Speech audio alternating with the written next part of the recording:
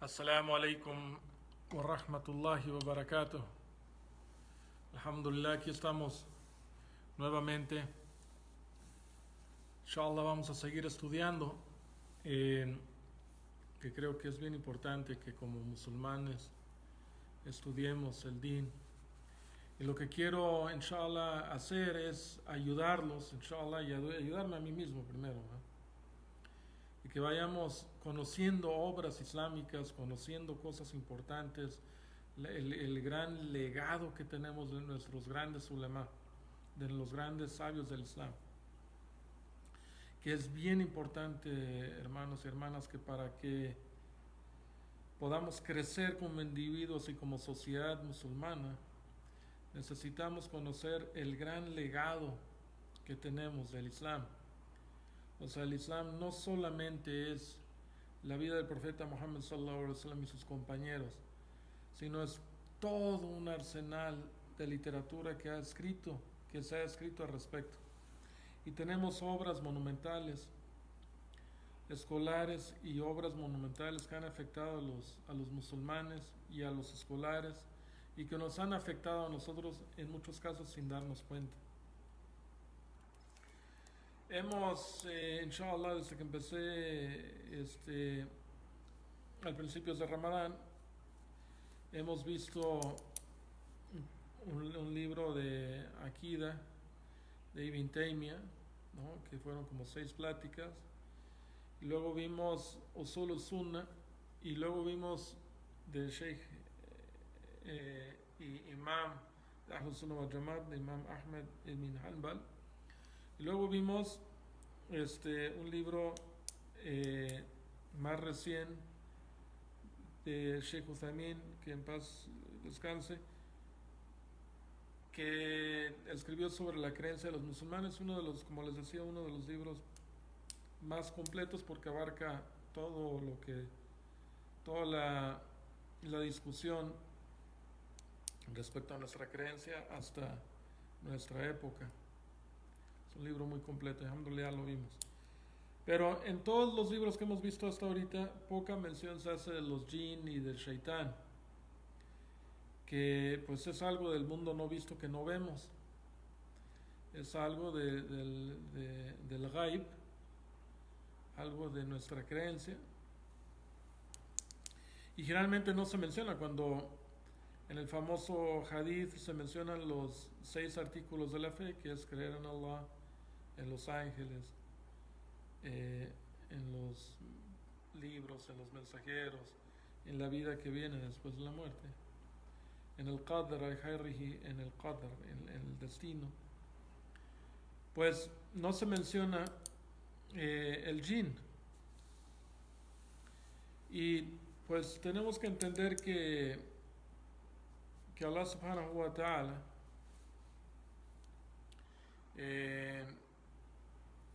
en su gran sapiencia, él sabiendo, teniendo un plan,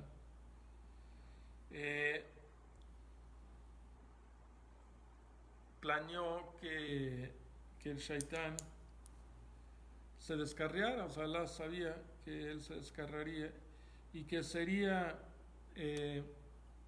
parte de nuestra existencia. O sea, el shaitán nos está probando constantemente con el permiso de Allah, pero no puede afectar al creyente, ¿no? Sabemos del Corán, sabemos muchas cosas respecto al shaitán. Y Ibn al-Jawzi, un gran sheikh de del siglo XII, o sea, nació en el 1100, o sea, en el siglo XII, principios del siglo XII, y murió justo en el siglo XIII, ¿no? En 1200 murió en 1201, murió, o sea, hace más de 900 años. Fue un escolar muy importante del Islam. Y mucho se ha dicho sobre este escolar, escribió muchas obras, pero una de las obras que escribió que sigue recitándose en las mezquitas, o sea, se sigue enseñando, se ha traducido en muchos idiomas y todavía influye. Es un libro como de 800, 900 páginas que tenemos en inglés, como de 600 páginas, perdón, que aquí lo tengo, aquí lo estoy viendo. De hecho, la versión en inglés es de 593 páginas. Y pues es un libro muy completo de Ibn Jauzi. Ibn Jauzi nació en una época, nació en Bagdad y murió en Bagdad, o sea, era bagdadi. Eh, y vivió en una época donde ya mucho había pasado del desarrollo, ya habían pasado pues casi 300 años, un poco más, de la fitna, de la mejna, en contra de Imam Ahmed y de los muhaddithun y de la gente de la sunna, o sea, del gobierno contra, o sea, de la inquisición del gobierno abasi contra la gente de la sunna. Y ya el gobierno era Hanbali, ¿no? Estaba pegado a las enseñanzas correctas del Islam. Pero había varias escuelas ya en Bagdad en esta época, había escuelas ya de diferentes enseñanzas. Teníamos, por ejemplo, estaba la Nizamía de Bagdad, que dirigía el imán Abu Hamid al-Ghazali, que era de la gente del Kalam, era de los grandes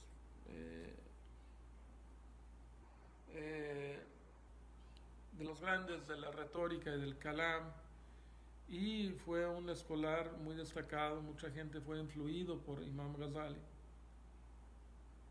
y su obra Ihya Ulumuddin fue pues de las obras que más influían en su época, en la época de Ibn Jauzi, al grado que Ibn Jauzi también escribió un Mukhtasar donde trató de remover muchas cosas que no van con el Corán y con la Sunna, de Al-Ghazali. Removió mucho hadith que no tenía cadenas de transmisión, que no eran considerados auténticos. Y bueno,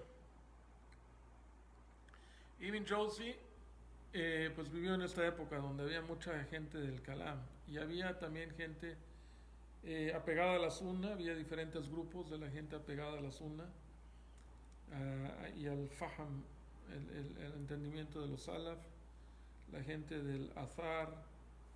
Esto también había por otros grandes como Imam Barbahari y otros que influyeron sobre la sociedad de Bagdad hasta llegar a la época de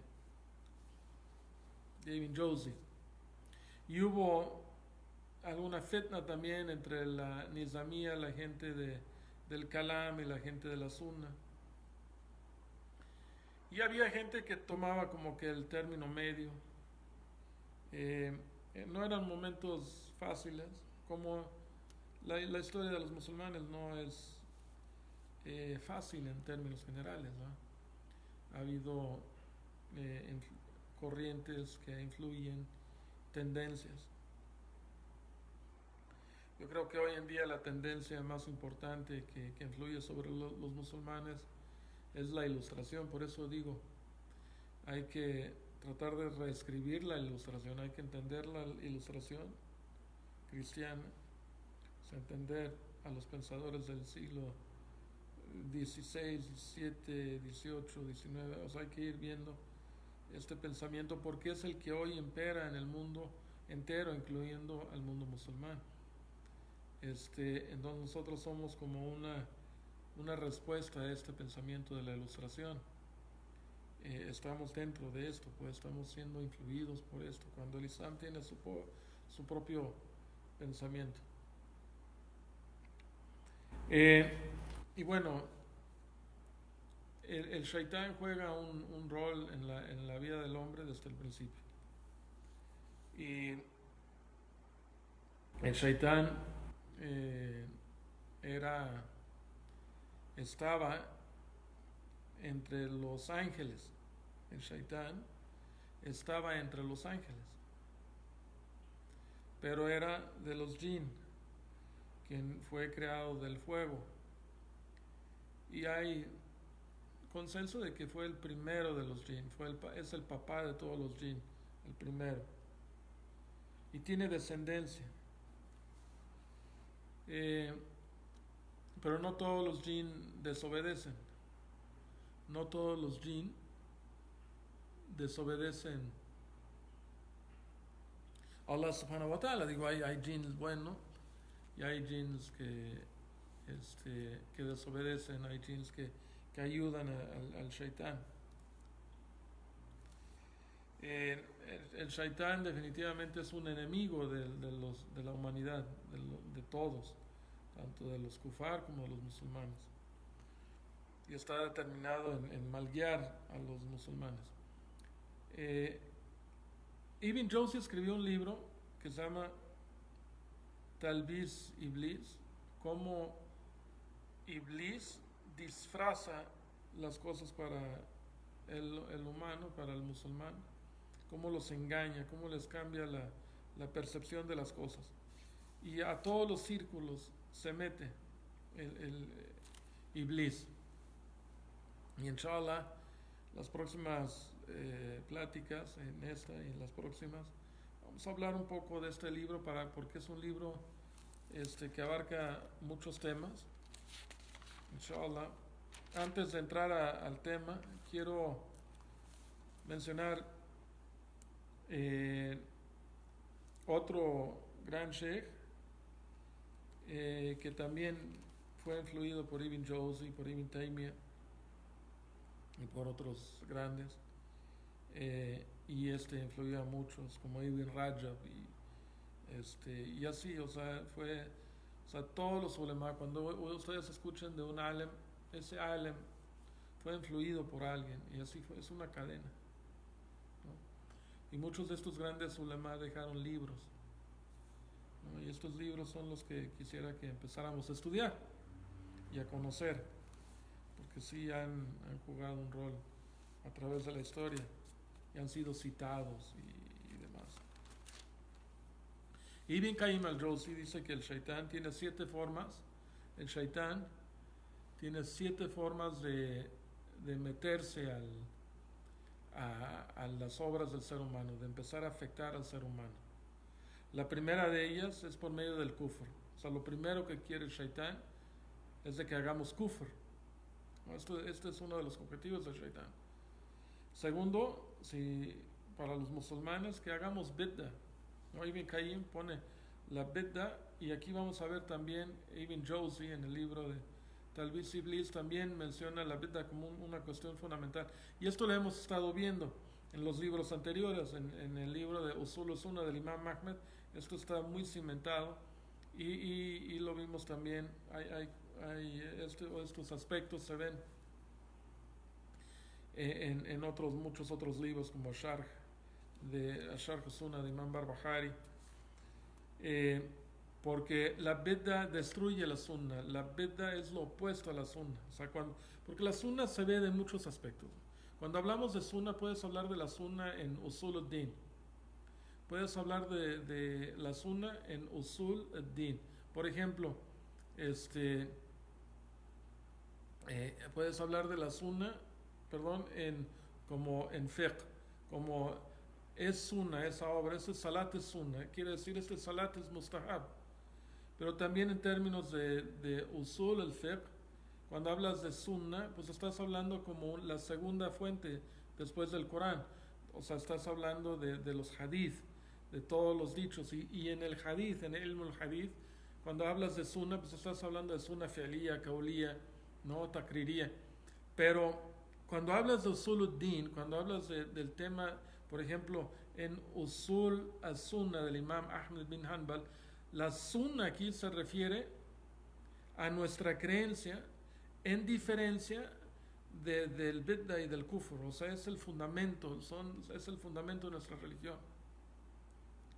Entonces, lo que destruye la sunnah es la innovación, la bid'ah.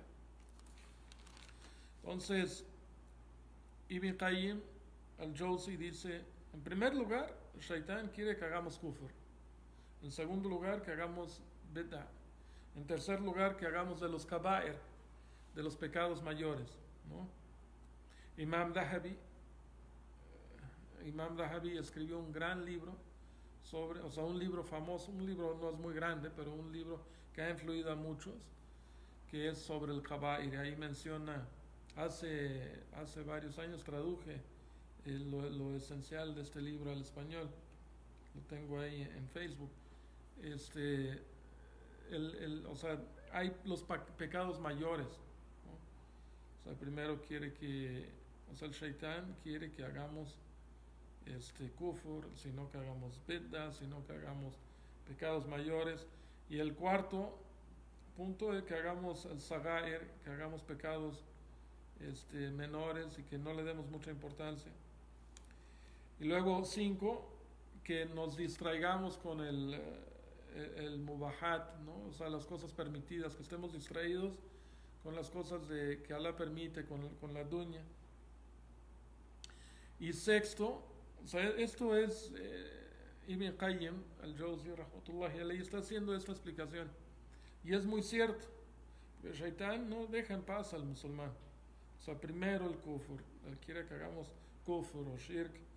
Luego 2, que hagamos innovaciones. 3, que hagamos pecados mayores. 4, que hagamos sagair, pecados menores. 5, que nos distraigamos en las cosas permitidas, que estemos comiendo de más, haciendo muchas cosas, distrayéndonos. Y 6, que nos concentremos en cosas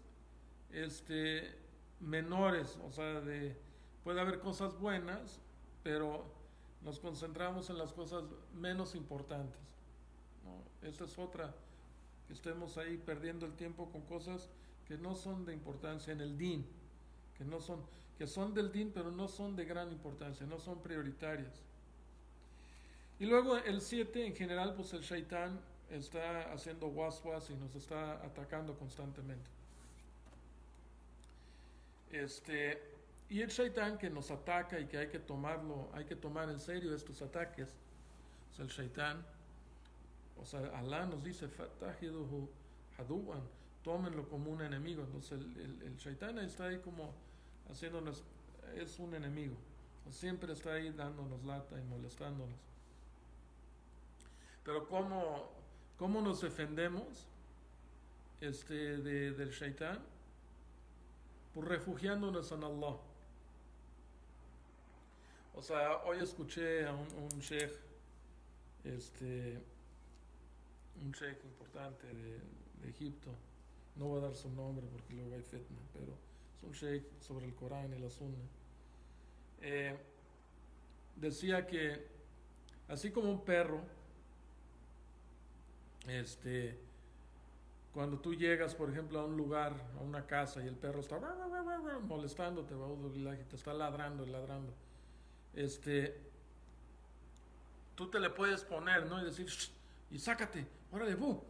Y pues se va tantito, pero regresa, se va tantito. La única forma en que lo vas a poder detener es de que le digas al Rabbul Beit, al señor de la casa, ¿no?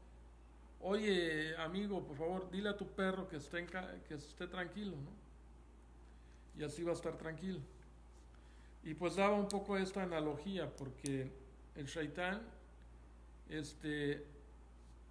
Allah subhanahu wa ta'ala es Dios del shaitán, y Allah controla al shaitán, o sea, Allah es el que no los puede alejar, Allah subhanahu wa ta'ala, pero hay que buscar, o sea, no es una pelea directamente con el shaitán, sino buscamos a Allah subhanahu wa ta'ala, wa nasta'id billah an shaitan al-rajim, y buscamos refugio en Allah. Por eso decimos a'udhu billahi min shaitan al-rajim.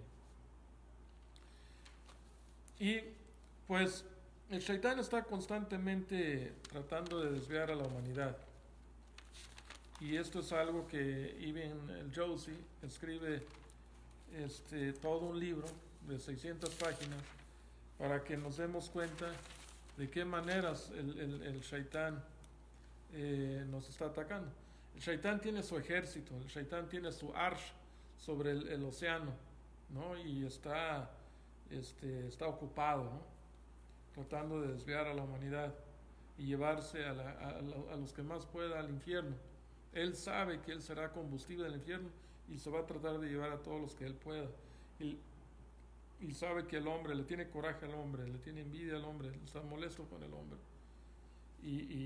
Pero pues Allah nos protege de él cuando nos refugiamos en Allah, de él.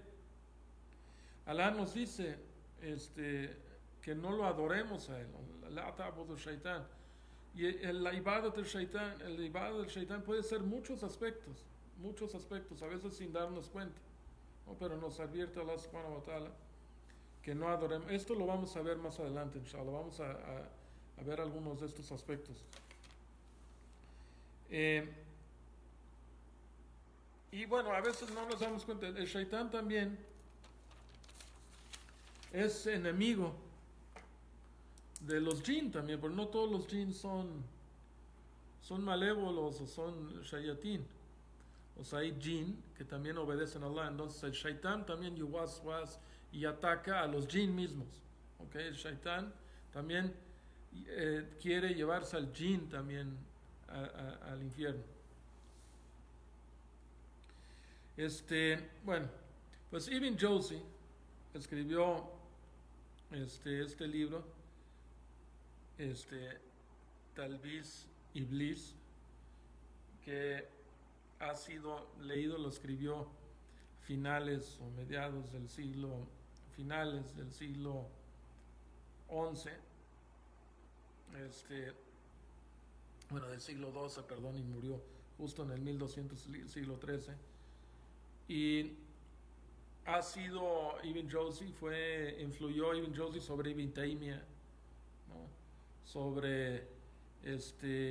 Influyó también sobre Ibn Rajab, no directamente, pero influyó sobre Ibn Qudama, influyó sobre el Dahabi, influyó sobre grandes escolares, el Suyuti, Ibn Hajar al-Asqalani lo cita, y también influye tanto los ulema de Bagdad de su época como los de Asham, como los posteriores, los que han salido también lo citan los sheikhs de Muhammad ibn Abdul Wahhab para nuestra época.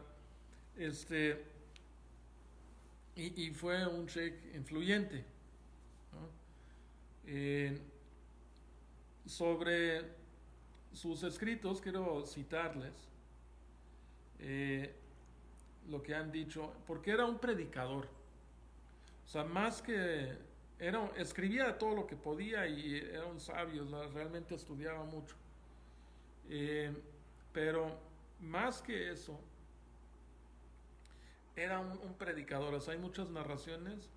Era bien vestido, era apuesto y era súper elocuente, era muy elocuente, hablaba muy bien y llamaba la atención. La gente llegaba a sus pláticas, daba jutbas de este niño, era muy elocuente y influía mucho sobre la gente que veía y a no musulmanes inclusive. Imam Hafiz al-Dahabi dice sobre él, era una figura sobresaliente entre la gente, no tenía igual en su época. Recitaba poesía de la forma más elocuente, era espontáneo con sus palabras finas y daba pláticas que movían a la gente. Nunca hubo alguien como él. Esto el Imam Dahabi dice en el Siyar, en su famoso libro del Imam Dahabi del Siyar. Dice, nunca hubo alguien igual en su época. Ni antes que él ni después de él. Bueno, esto dice Dahabi. Tenía una apariencia muy bonita y una voz muy agradable, y sus pláticas realmente impactaban los corazones de la gente. Su estilo de vida era bella.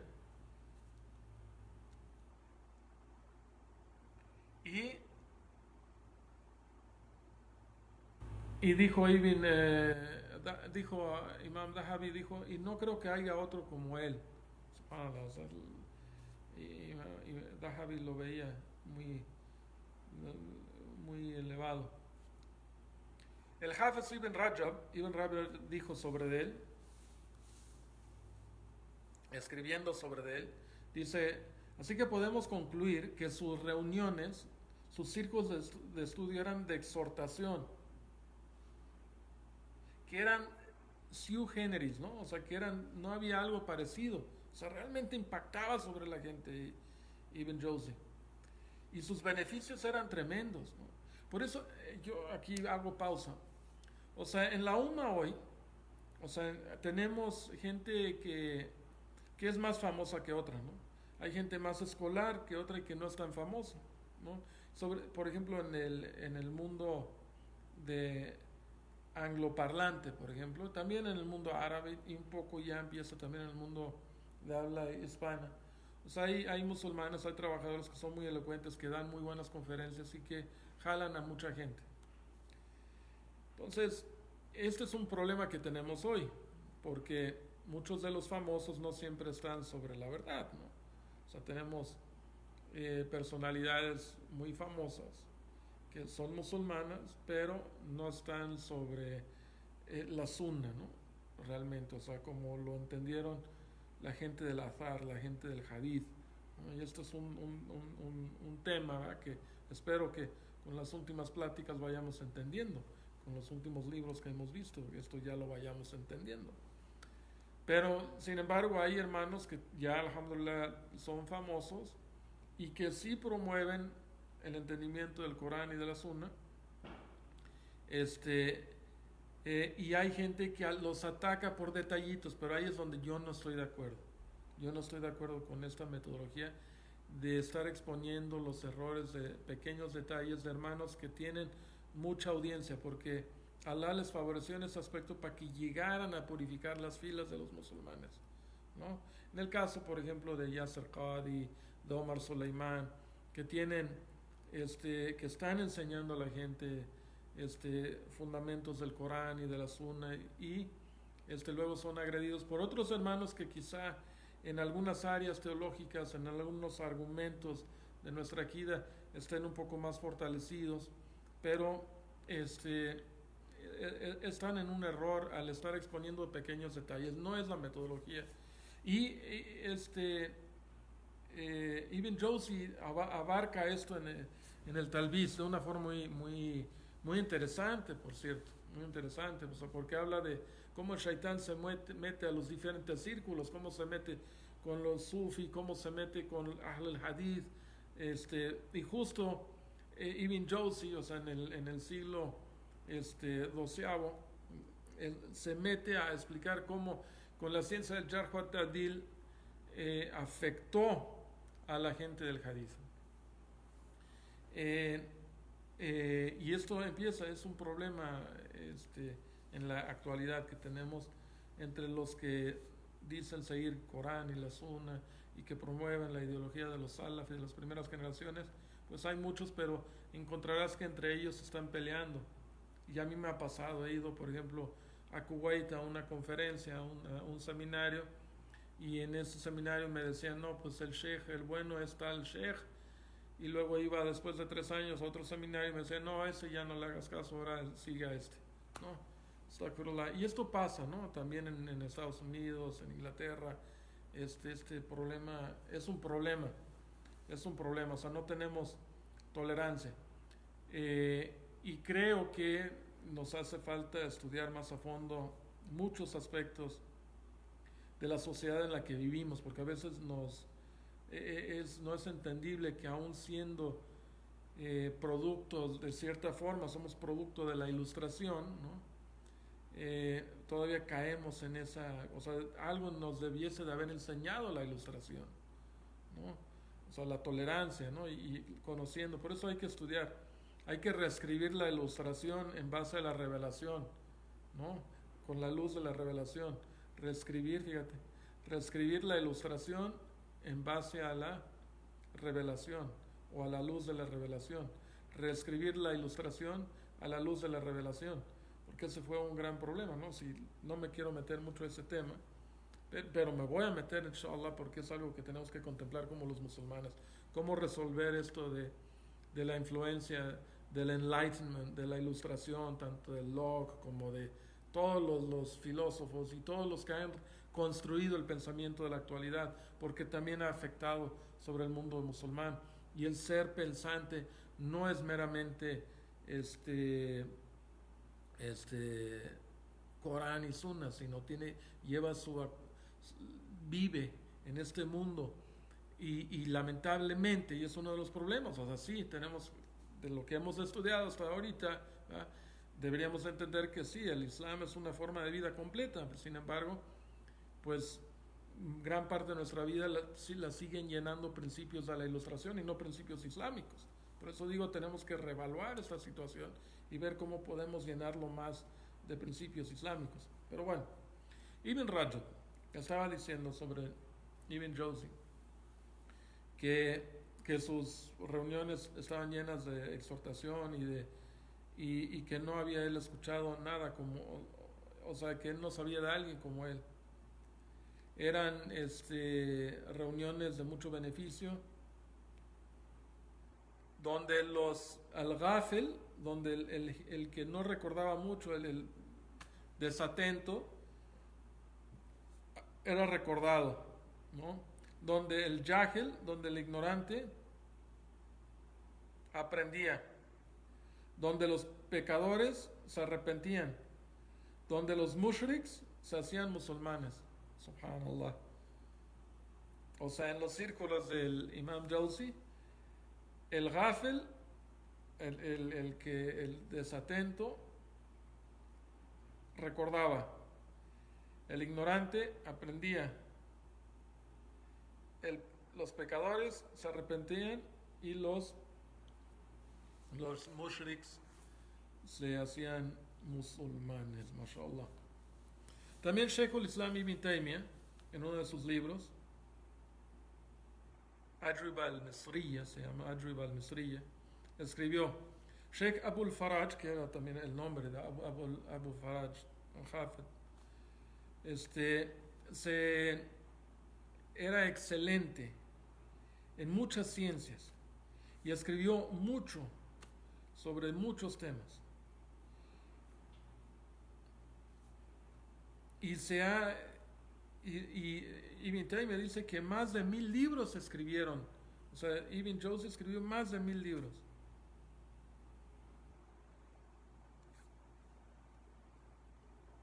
¿No? Y así, por ejemplo, Imam Dahabi decía que no conoce un escolar que haya escrito tantos libros como Ibn Jawzi, ¿no? O sea, Ibn Jawzi y Ibn Taymiyyah eran grandes autores, escribían mucho. Bueno,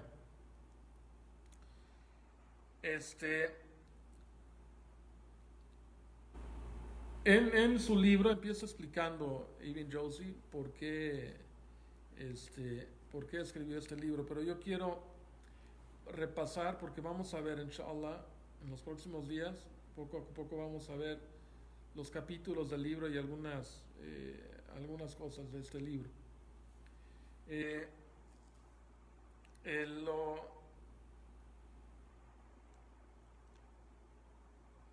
lo primero, o sea, donde primero ataca, o sea, son 13 capítulos el libro, 13, 14 capítulos, y cada uno es sobre diferentes temas, ahorita los vamos a ver. El primer capítulo es la importancia de adherirse al imtisak o al ihtisam.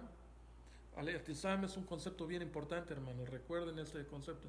Al ihtisam, ihtasam, wa itasimu bihablillahi jamian, al ihtisam billah, el ihtisam bil Corán wa Sunna. El ihtisam del Corán y la Sunna es un fundamento importantísimo como musulmanes. Imam Shatibi escribió un libro excelente que se llama Ihtisam. También el Sahih Bukhari, o sea, los libros, el Kutub de Sahih Bukhari, ¿no? O sea, tiene un kitab, uno de los libros de Sahih Bukhari es Al-Ihtisam, el Ihtisam bi Kitabullahi wa Sunnati, bi Kitabullah wa Sunnati Rasuli. o sea, pegarse al Kitab de Allah y de la Sunna de Muhammad sallallahu alaihi wasallam. O sea, es uno de los libros que es Al-Itisam y menciona todos los hadith al respecto de la importancia del Itisam. Es un libro que hay que leer, ¿no? O sea, cuando tomemos el Sahih Bukhari, o sea, hay unos capítulos muy importantes que los musulmanes necesitamos estudiar. Y menciona todos los hadith y algunos versos del Corán respecto al Itisam. Entonces, lo primero, y va mencionando puntos sobre el Itisam, inshallah, sobre la importancia de pegarse a la sunna. Y luego el capítulo 2 escribe sobre empieza con la condenación de la bid'ah y de los mubtadi'in. En este capítulo 1 y 2, lo único que hace es menciona puras tradiciones, y las vamos a mencionar algunas para que entendamos. Puras tradiciones, puras narraciones de diferentes ulama. Luego,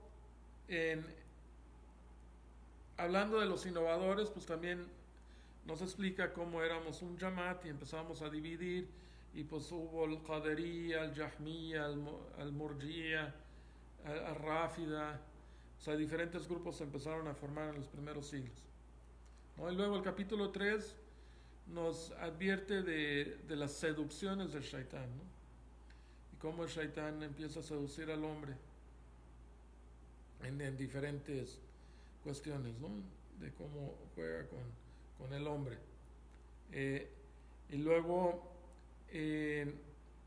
también el capítulo 4 menciona sobre el talbiz, o sea, la decepción, y el gurur, ¿no?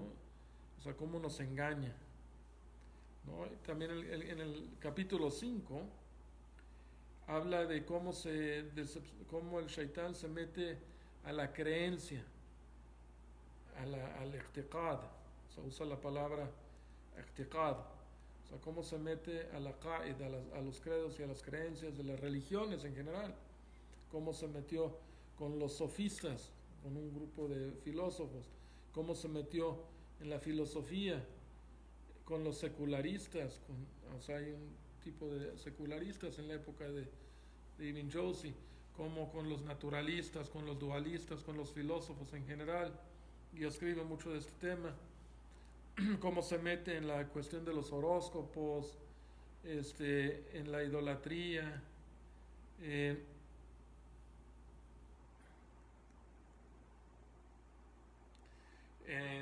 y en muchas cuestiones falsas, en cuestiones de la jahilía, del paganismo, cómo fue su decepción sobre los judíos, sobre los cristianos, sobre los sabeos, sobre los zoroastrios,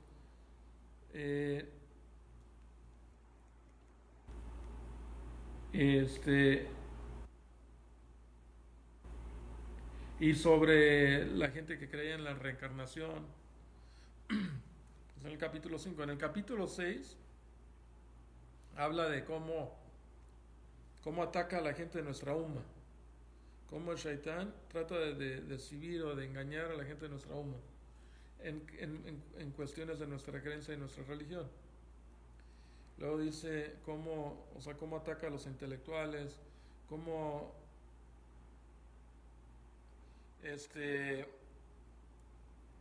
habla de cuál es el camino correcto, el que debemos de seguir. Y luego habla de ejemplos como de los Jawares, de la Batinilla, de la Ismailía, y menciona muchos diferentes grupos de cómo se desviaron. En el capítulo 7, que es un capítulo muy interesante y ha sido muy citado por muchos, habla de cómo el shaitán trata de engañar y afecta a los escolares, ¿no? Y cómo logra dividir en diferentes ramas del conocimiento islámico.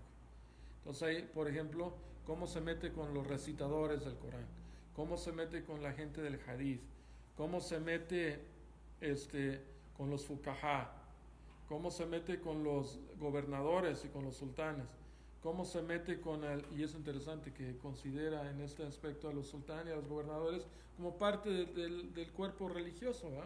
Esto es importante.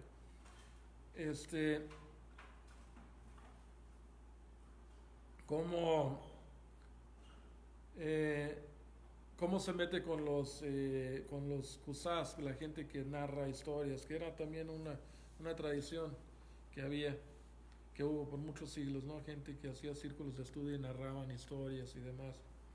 Este, cómo, cómo se mete en la forma de criticar a los que hablan y los que critican tanto a los, a los narradores y a los que dan discursos, ¿no? Como él, ¿no? O sea, la gente que daba pláticas y que jalaba mucha gente, la gente de, de de los que daban discursos. Eh, Cómo también el Shaitán se mete con los poetas, cómo se mete con los escolares de, en general. Y bueno, el capítulo 8 se enfoca sobre los gobernadores, sobre los reyes, ¿no?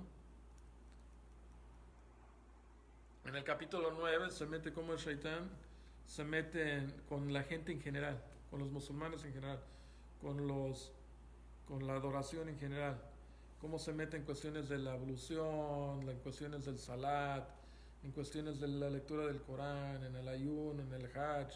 O sea, es un libro que hace que contemples eh, cómo se mete en aspectos de todo tu ibada, todas tus cuestiones de adoración, que Shaitán ahí también anda luego molestando y haciendo.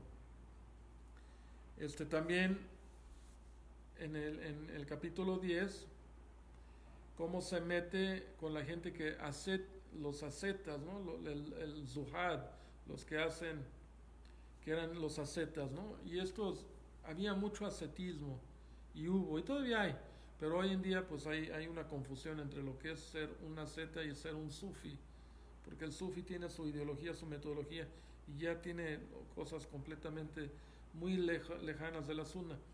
Pero dentro de la sunna, había ascetas, ¿no? Grandes gentes ascetas y que practicaban mucho tasquia, y cómo también ahí se puede meter. Y cómo se metió, porque pues ahí están los sufis. Y luego el capítulo 11 es precisamente sobre cómo se ha metido a la sufía y todas las cuestiones que se mete dentro. Fue el capítulo más grande, lo que habló del sufismo. Y fue donde más escribió del sufismo. En el capítulo 12, cómo la gente piadosa, con respecto a ciertos karamat, ciertos favores que Allah les da, y ciertos, como por decir, milagros, pero no son mojiza, no confundir el karama con el mojiza, cómo la gente se fue con la finta y se impresionaba, y estos mismos que hacían el karamat se mal guiaban, y tener cuidado con esto, ¿no? Y lo tiene pegado, luego menciona los sufis, luego se mete a estos del karamat. El capítulo 13 es sobre cómo se mete el shaitán con la gente común, no en su adoración, sino en su vida normal, al seguir, por ejemplo, las fatwas, cómo pudiera el shaitán así que les juega y hace que se engañen con fatwas, los hace creer que ciertos ascetas son más importantes que escolares, ¿no? Y empiezan a seguir gente que no tiene conocimiento realmente, pero pues es gente muy religiosa, y dejan de escuchar a los escolares. Esto es un gran problema que tenemos hoy también. Se van con gente así, tantos grupos, que es que él me cayó y es más religioso y hace más así y así. Y la gente va y aprende el din de ellos cuando pues ellos a lo mejor no tienen conocimiento profundo del din, ¿no? Esto es muy común. Eh, y bueno, en son los capítulos, ¿no? Como también la gente pobre con los pobres, con los ricos, cómo también llega a las mujeres, ¿no? Y bueno, el capítulo 14 es también cómo el Shaitán les da muchas esperanzas. Esto es muy común, estas falsas esperanzas. Son 14 capítulos. Inshallah, vamos a ver, inshallah, todas las tardes hasta que termine el Ramadán, inshallah, vamos a ver partes de este libro. Wa subhanaka Allahumma wa bihamdika wa ashhadu an la ilaha illa anta wa astaghfiruka wa atubu ilayk. Wassalamu alaikum wa rahmatullahi wa barakatuh.